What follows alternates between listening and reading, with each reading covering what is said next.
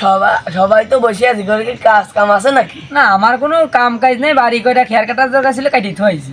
আমার কাম ছিল সাইডে থেকে চলে আইছি। আমার আব্বা করে ঘাস কাটবা কইছিল, ঘাস করে কাটিয়ে কাটিয়ে গরু দিয়েতে আইছি। আমার কোনো কাম কাজ নেই, এইটুক খালি আমার কাম শেষ। চল তাহলে সবাই মিলে আমার ধানের বইটুক নিয়ে আসি।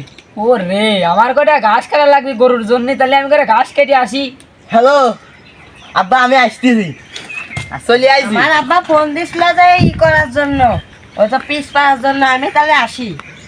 ও রে, আমি তো সকালে কিছু খাইনি, বাজারে যাইয়ে কিছু খাইয়ে আসি। হ্যালো, মাল কি দেওয়া যাবে না? হ্যাঁ সবাই চলে গেলে, অল্প একটু মাল। তুমি মারলে আসবো আগে গো না। আব্বা কইছে যে আজকে বলে খার কাটা লাগবে না, বাড়ি কোনো কাম নাই, কাম কাজ নাই, পিস মিস পারবো না। মাল আনবো, টাকা আমার কিন্তু 2000 চিয়ে গেছে, খাইয়ে 2000 উপরে লাগবে। দেখি পকেটে বদলে টাকা ছিল আছে নাই, পকেটে তো সুতোও দেখি না রে।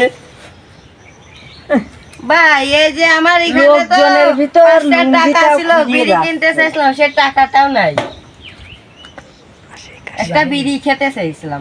এখন কি করা যায়, মাল তো খাতেই হবে, অল্প একটু আনে সবাই মিলিয়ে দিলেই খাই।